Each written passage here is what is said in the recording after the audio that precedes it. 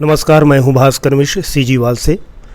अब से ठीक 12 घंटे पहले रामानुजगंज विधायक बृहस्पत सिंह के कार के काफिले पर कुछ लोगों ने हमला कर दिया और आज रायपुर प्रवास के दौरान बृहस्पत सिंह बिलासपुर में हैं। आइए उनसे बातचीत करते हैं कि वो घटनाक्रम क्या है। बृहस्पत सिंह जी, क्या है घटनाक्रम? सर देखिए, अपने क्षेत्र का मैं कार्यक्रम निपटा के, चूँकि आज विधायक दल का बैठक होला, उस परिप्रेक्ष्य में मैं कल ही निकल गया था और जो वहाँ कार्यक्रम करके आ रहा था तो INH के एक कार्यक्रम थी। सर्किट हाउस में 8 बजे मुझे पहुँचना था अंबिकापुर। उसी परिप्रेक्ष्य में आ रहा था और अंबिकापुर पहुँचने के थोड़ा देर पहले चूँकि मैं नक्सली क्षेत्र से हूँ तो हमारे सुरक्षा वाले बीच बीच में हमारी गाड़ियाँ बदल देते हैं। मुझे किससे बैठना है वो लोग तय करते हैं। तो मैंने गाड़ी जिसमें बैठा था उस गाड़ी को बदल के हमने सादी गाड़ी पे बैठ गया था और हमने आगे चला आया। और जो हम वहाँ से अंबिकापुर पहुँचने वाले थे उसके पहले फॉलो वाले सारे लोग पीछे हो गए थे, पीछे पे आ रहे थे। और उसी बीच में एक धौरपुर राजा साहब का लड़का है, नाम नहीं जानता उसको, जैसा हमारे सुरक्षा कर्मियों ने कहा, वो साइड लिया ये लोगों ने और आगे थोड़ा ही बढ़ा कि फिर वो पीछा करके साइड लेता है और वहाँ IG बंगला के पास जो बंगाली चौक बोलते हैं वहाँ पे आता है और गाड़ी को आड़ा तिरछा लगा लेता है और इनको रोक लेता है। और रोकने के बाद रोकता ही भर नहीं है, फटाक से गेट खोलता है और ड्राइवर से चाबी छीन लेता है और गाड़ी पे तोड़ फोड़ मचा देता है। एक आध दो PSO को 2-4 झापड़ मार भी देता है। ये लोग समझ पाते क्या कैसे क्या हुआ। तब तक वो अपना एक ही बात पूछता था बार बार, विधायक कहाँ है, विधायक कहाँ। वो लोगों ने बात बताने में जानबूझ के लेट किया ताकि हम निकल जाएं आगे। तो जो उन लोगों ने कहा कि वो आगे गाड़ी में चले गए हैं, फिर वो छोड़ के भाग जाता है। क्या आपको लगता है कि ये बिल्कुल कंफर्म है कि धौरपुर के राजा का लड़का है? देखिए, जो सुरक्षा कर्मचारी हैं, जो हमारे PSO हैं, सरगुजा से ही हैं और वो भी सरगुजा से ही हैं, अंबिकापुर ही रहते हैं। कुछ हमारे PSO प्रॉपर अंबिकापुर में ही रहते हैं। तो सब एक दूसरे को पहचानते हैं किसका बेटा कौन है क्या है।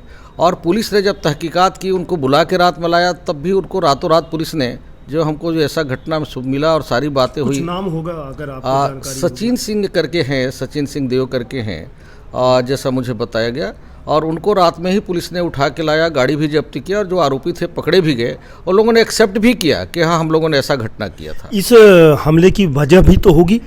इसका सिर्फ एक ही वजह है कि जो हमारे जिले के बहुत कद्दावर नेता हैं, सरगुजा महाराज कहलाते हैं, TS सिंहदेव साहब, जो छत्तीसगढ़ शासकार में स्वास्थ्य मंत्री भी हैं और कुछ विभाग उनके पास है। वो अभी 15-16 तारीख पिछले महीने की बात है, जब मैं रायपुर के लिए आ रहा था, उस दिन सुबह से ही न्यूज़ चैनलों में चल रहा था कि TS सिंहदेव 4 मंत्रियों को लेकर दिल्ली उड़ गए और 40 विधायकों से संपर्क में हैं। जबकि दोपहर 12 बजे कार्यक्रम हम लोग ऑनलाइन कर रहे थे तो मुख्यमंत्री जी के साथ उनको बैठा हुआ मैंने देखा। और उस कार्यक्रम के परिप्रेक्ष्य में जब मैं आया रायपुर अंबिकापुर, तो पत्रकारों ने मेरे से पूछा कि आप 17 तारीख 2.5 साल पूरे हो रहे हैं, क्या CM बदल रहा है? मैं कहा साहब देखिए, हाईकमान तय करता है कि कौन CM रहेगा कौन नहीं रहेगा, ये तो हम क्या बता सकते हैं, वो तो वही बता पाएंगे।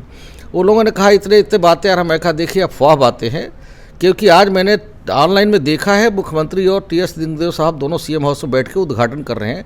ये पूरा अफवाह है। ये न तो वो 4 मंत्रियों को लेकर उड़े हैं दिल्ली और न 40 विधायकों से कोई संपर्क हो, इस तरह की कोई बातें नहीं है। और मुख्यमंत्री अच्छा काम कर रहा है। मुख्यमंत्री को लेकर बातें हुई तो मैंने कहा देखो, मुख्यमंत्री अच्छा काम कर रहा है और हाईकमान का विश्वास है उसके साथ, विधायक उनके साथ है और छत्तीसगढ़ की जनता के साथ ये अच्छा काम कर रहा है। अगर ऐसा काम करता रहा, अच्छा काम करता रहा, तो छत्तीसगढ़ में 25 साल वो सरकार बना सकता है और CM रह सकता है। इतनी सी बात है। अब उसको बात लेके आप इतना नाराज़ हो जाओगे साहब कि आदिवासी विधायकों के ऊपर अपने ही परिवार के लोगों से हमला कर दोगे। अगर हमारे हमला करने से हमारे माने साहब CM बनते सकते हैं तो बिल्कुल बनना का हमला आपको करना चाहिए। मुझे कोई शिकायत नहीं है। मैं आपके माध्यम से बोलूँगा महाराज सरगुजा को भी, स्वास्थ्य मंत्री जी को, कि अगर मेरे मारने से अगर आप CM बन सकते हैं, आदिवासी विधायक को मारने, जैसे सुनता था पहले राजा को मारने से राजा बनते हैं, लेकिन हम तो राजा भी नहीं है भाई, हम तो एक आदिवासी विधायक हैं, जनता ने चुन के भेजा है। मेरे मारने से आपको क्या मिल जाएगा साहब?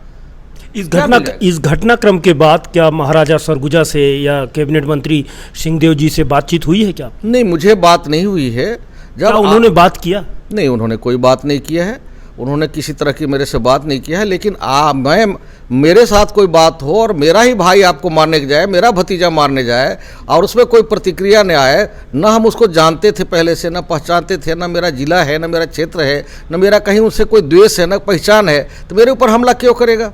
और आपके परिवार के लोग हों, और सिर्फ मेरा दोस्त तो सिर्फ इतना ही है ना कि मैंने ये कह दिया कि भूपेश बघेल 25 साल मुख्यमंत्री रहेंगे, हाईकमान तय करेगा। मेरे कहने से मुख्यमंत्री बन सकते हो तो मैं तो बोलूँगा प्रधानमंत्री बन जाओ भाई, मुझे भी खुशी होगा। पूरे 1 महीने बाद ये ऐसा लगता है कि बिल्कुल आपको टारगेट करके रखा था, पूरे 1 महीने बाद ये आप पर हमला हुआ है। ये सुनियोजित कार्यक्रम हो सकता है, क्योंकि हम लोगों को मिनट टू मिनट कार्यक्रम जारी होते हैं, कै बज के कहाँ पहुँचेंगे, कहाँ पहुँचेंगे, कहाँ जाएंगे, क्या करेंगे, तो सबको तो मालूम हो जाता है, सारे प्रेस वालों को सबको मालूम होता है। तो हो सकता है ये पूरी प्लानिंग रहा हो, क्योंकि उसी इनोवा गाड़ी में ही हमला करना, जिस इनोवा गाड़ी में हम बैठते थे, और हमला होना ये सुनियोजित हो सकता है, क्योंकि गाड़ी बदलने के बाद उनको नहीं समझ में आया। क्योंकि नक्सली घटना मेरे साथ हुआ था, तब से हम लोग का थोड़ा अपने क्षेत्र में सुरक्षा कारणों से हम लोग बीच बीच में गाड़ियां बदलते रहते हैं। हम अभी यहाँ से किसी गाड़ी में जा रहे हैं, रास्ते के बाद कुछ भी बदल के अगले गाड़ी में चले जाते हैं। ये हम लोग का एक सुरक्षा। बृहस्पति सिंह जी, जेट श्रेणी आपको हासिल है और एक लंबा काफिला होता है, गाड़ियाँ आगे पीछे रहती है,